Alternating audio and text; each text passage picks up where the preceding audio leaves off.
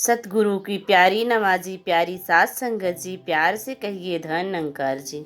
जीवन में उज्ज्वलता नामक बुक का सहारा लेकर दासी आप सबके साथ साझा करना चाहती है सत्संग क्या और जरूरी क्यों, इसके बारे में कुछ बातें।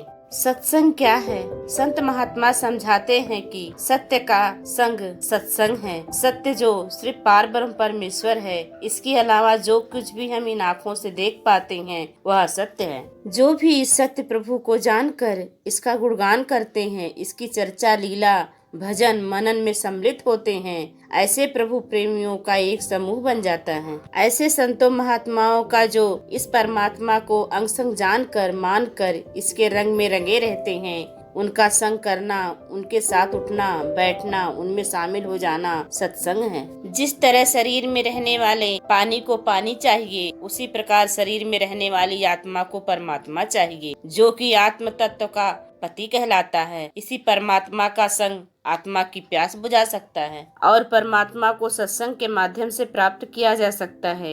ये भी नहीं कि एक दिन चले गए और पूरा हो गया।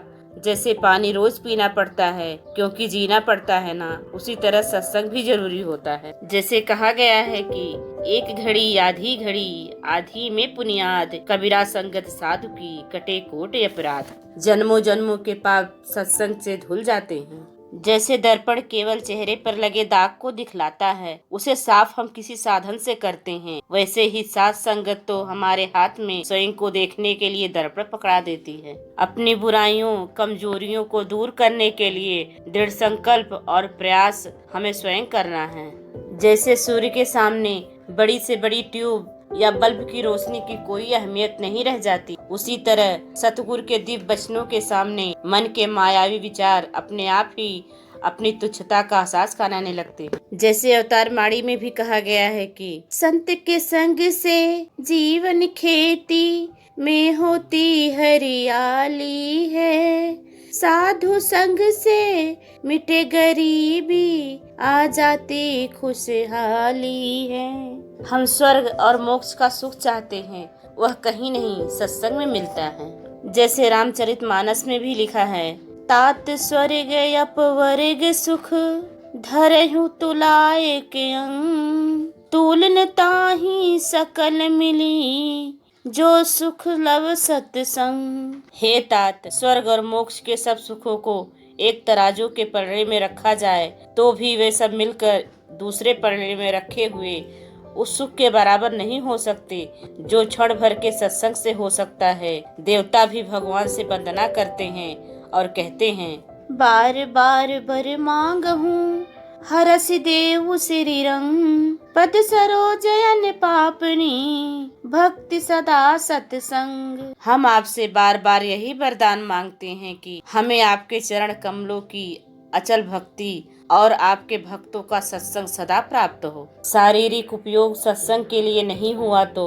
वह अच्छा शारीरिक उपयोग नहीं कहा गया है। इसी तरह रामचरितमानस में लिखा है कि नैनन संत दरस नहीं देखा, लोचन मोर पंख कर लेखा, ते सिर कट तुअरी समतूला, जे ना नमत हरि गुर पद मूला। जिन्होंने अपने कानों से हरि कथा नहीं सुनी, उनके कानों के छिद्र सर्पों के बिल के समान हैं, तथा जिन्होंने अपने नेत्रों से संतों के दर्शन नहीं किए, उनके नेत्र मोर के पंखों पर दिखने वाली नकली आँखों के समान हैं। और वे सिर कड़वी तुम्बी के समान हैं, जो हरि सम्मान में गुरुचरणों में नहीं झुकते। सत्संग के फलों का हम जितना गुणगान करें वही कम है। यहाँ एक उदाहरण दिया जा रहा है कि सत्संग में बिताया गया समय कितना शुभ फल दे जाता है। डाकुओं के झुंड में से एक चोर, जो रोज एक सत्संग की वाणी छुपकर सुनता, चोरी का भी कार्य करता था। अब उसे सत्संग सुनने की आदत होने लगी। भले ही वह चोरी करता, पर सत्संग सुने बिना नहीं रह सकता। एक दिन जब वह सत्संग में जा रहा था तो उसके पैर में कांटा चुभ गया। उस स्थान पर उसके पैर में सूजन आ गई। अंततः उस रात्रि को वह अपने साथियों के साथ चोरी करने नहीं जा सका। उसके साथी राजा के खजाने में घुसने में सफल हो गए। वहाँ से बहुत सा धन चुराकर सिपाहियों से लुक छिपकर रात को ही घर पहुँच गए। सभी चोरों ने रात्रि में ही आपस में धन बांटा। उन्हें बहुत प्रसन्नता थी कि रातों रात में वे सभी चोर लखपति बन गए। इसी प्रसन्नता के नशे में वो सो गए। सत्संगी चोर के घर वालों तक भी उसके साथी चोरों को एकाएक लखपति होने की बात पहुंची, तो उन्होंने उसे भला बुरा कहा। सत्संग में जाने से यह हानि हुई है कि तुम्हें कांटा चुभा और एक छोटे से दर्द के कारण अन्य साथी जनों के साथ चोरी के कार्य में शामिल नहीं हो पाया। घर में बैठकर समय बर्बाद किया, इसी के कारण तुम अन्य चोरों की तरह लखपति नहीं बन पाए। जब ये शब्द बार बार कहे जा रहे थे, तभी राजा के सिपाही आ गए। उन्होंने सभी चोरों को ढूंढ निकाला और सभी को दंड के लिए प्रस्तुत किया। सभी को मृत्यु दंड सुना दिया गया। उस चोरी में शामिल न होने वाला चोर भी मृत्यु दंड पाने वाली पंक्ति में ही खड़ा था, परंतु कथा कहने वाले साधु और गांव के सत्संगियों ने उसे पहचान लिया। इतना ही नहीं, उन्होंने उसके पक्ष में गवाही देते हुए कहा कि इस चोर के पैर में तो कांटा चुभ गया था, इस कारण वह घर पर था, चोरों के साथ नहीं गया था। राजा ने उसे क्षमा कर दिया। सत्संग का प्रभाव देखो।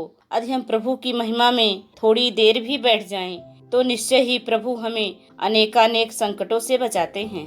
जिस प्रकार एक चोर के सत्संग में जाने के कारण ही मृत्यु दंड एक कांटा चुभने में बदल गया। यह तो कथा सुनने मात्र का फल है, और जब हकीकत में इस परमात्मा का संग किया जाए तो हमारी कल्पना से भी बड़ा फल मिलता है। इसीलिए समय की सतगुरु माता सुदीक्षा जी आज भक्त को आत्मज्ञान के साथ साथ अच्छे जीवन की पद्धति भी बताती हैं, जो कि सत्संग सेवा सिमरन, जिसमें सत्संग पहली पद्धति है, जिससे भक्त जहाँ अपने दामन में तमाम खुशियाँ प्राप्त कर रहे हैं, वहीं मानवीय समाज के अंदर भी विशालता, मानवता, परोपकार, दया, करुणा जैसे भावों को सृजित कर रहे हैं। यह सब सत्संग का प्रभाव ही है कि भक्त जन, संत जन एक एक कर सतगुरु की बात मानकर सतगुरु के वचनों पर चलते हुए सफल सुखमय जीवन जीते हैं। धन्यवाद जी।